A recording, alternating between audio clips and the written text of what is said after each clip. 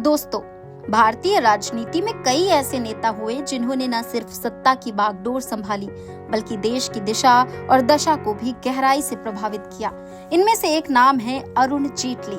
वो सिर्फ एक नेता नहीं थे बल्कि बेहतरीन वकील, कुशल प्रशासक और ऐसे रणनीतिकार जिनकी योजना से बीजेपी ने नई ऊंचाइयां छुई। उन्हें सही मायनों में जीएसटी का शिल्पकार और वित्तीय सुधारों का महारथी कहा जाता है।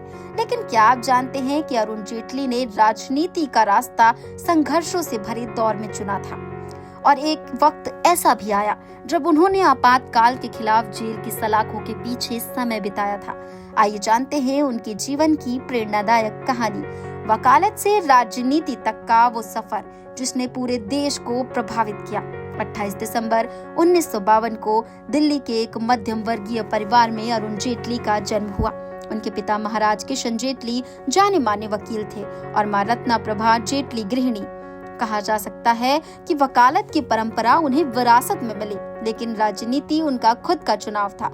स्कूलिंग दिल्ली के सेंट जेवियर्स स्कूल से हुई। बचपन से ही वो तेज तर्रार और होशियार छात्र रहे।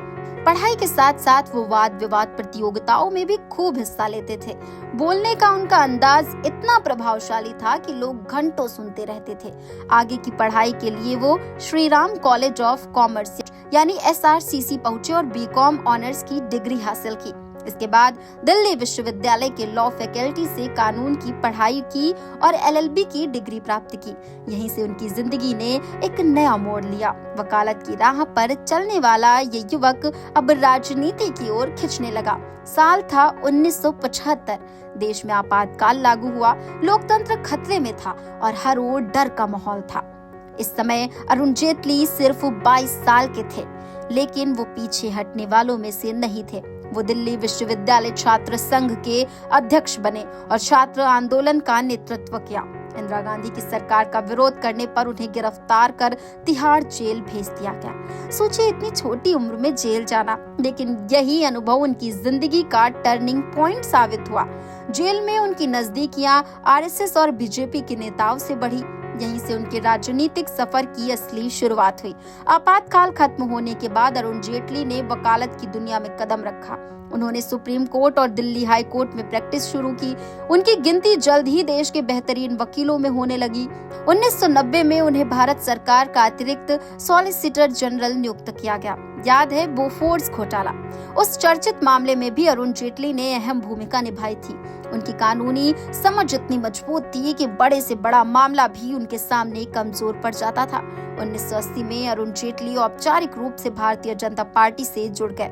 शुरुआत में वो मंचों पर पार्टी के प्रवक्ता और रणनीतिकार की तरह काम करते थे। उनकी तार्किक भाषा और धारदार भाषणों ने पार्टी को मजबूत किया। 1998 में अटल बिहारी वाजपेयी की सरकार बनी तो जेटली को सूचना एवं प्रसारण राज्य मंत्री बनाया गया। इसके बाद वो वाणिज्य और उद्योग मंत्री बने और WTO की बैठक में भारत का पक्ष मजबूती से रखा। 2000 में वो कानून, न्याय और कंपनी मामलों के मंत्री बने। यहीं से उन्होंने कई बड़े विधायी सुधार किए और सरकारी उपक्रमों के विनिवेश को भी आगे बढ़ाया। 2004 में जब बीजेपी सत्ता से बाहर हुई तो जेटली को राज्यसभा में विपक्ष का नेता बनाया गया। वो कांग्रेस सरकार पर तीखे प्रहार करने लगे। उनकी कानूनी समझ और वाक्पटुता ने संसद में उनकी अलग पहचान बनाई। कहा जाता था, अगर संसद में बीजेपी को कोई सबसे मजबूत तर्क देता है तो वो अरुण जेटली हैं। 2014 के लोकसभा चुनाव में बीजेपी को ऐतिहासिक जीत मिली। नरेंद्र मोदी प्रधानमंत्री बने और उन्होंने अरुण जेटली को अपनी कैबिनेट का अहम हिस्सा बनाया। जेटली को वित्त मंत्रालय की जिम्मेदारी दी गई। कुछ समय तक उन्होंने रक्षा मंत्रालय भी संभाला। उनके बड़े सुधार GST, जिससे टैक्स व्यवस्था सरल और एकीकृत बनी, दिवालियापन और शोधन अक्षमता संहिता, बैंकिंग सुधार की दिशा में बड़ा कदम बनी, FDI नीतियों में बदलाव, विदेशी निवेशक के रास्ते खोले, कर प्रणाली में पारदर्शिता, ब्लैक मनी रोकने की कोशिश की। कह सकते हैं कि जेटली ने भारत की आर्थिक नीतियों को नई दिशा दी।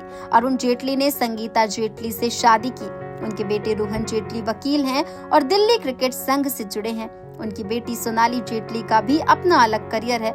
दिलचस्प बात यह है कि जेटली क्रिकेट के बड़े शौकीन थे। वो लंबे समय तक DDCA से जुड़े रहे और वहां भी उनकी रणनीतिक समझ काम आई। 2018 के बाद से जेटली की सेहत बिगड़ने लगी। उन्हें किडनी ट्रांसप्लांट कराना पड़ा और बाद में कैंसर जैसी गंभीर बीमारियों से जूझना पड़ा।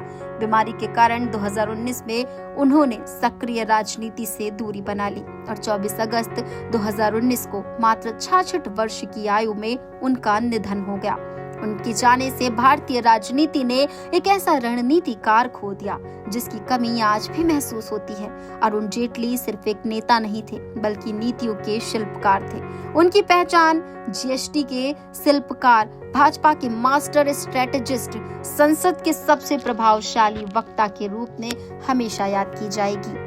उनकी रणनीति ने बीजेपी को मजबूती दी और उनके आर्थिक सुधारों ने देश की दिशा बदली। दोस्तों, अरुण जेटली की कहानी हमें ये सिखाती है कि संघर्ष चाहे कितना भी हो, अगर आपके पास स्पष्ट सोच और दृढ़ संकल्प है तो आप राजनीति, वकालत और प्रशासन हर क्षेत्र में अपनी छाप छोड़ सकते हैं। वकालत से राजनीति तक का उनका सफर वाकई प्रेरणादायक था। आज वो हमारे बीच नहीं है, लेकिन आज भी उनके द्वारा किए गए काम हमारे बीच जिंदा हैं। सूचना इंडिया के सभी दर्शकों को बधाई। अब आप सूचना इंडिया देख सकते हैं जियो TV चैनल नंबर 4053 पर भी। साथ ही सूचना इंडिया के सभी सोशल प्लेटफॉर्म इंस्टाग्राम, फेसबुक और ट्विटर से जुड़े और पाएं आपके क्षेत्र से जुड़ी हर एक खबर। अगर आप खबरें पढ़ने में दिलचस्पी रखते हैं तो अभी लॉग इन करें www.सूचनाindia.co.in पर।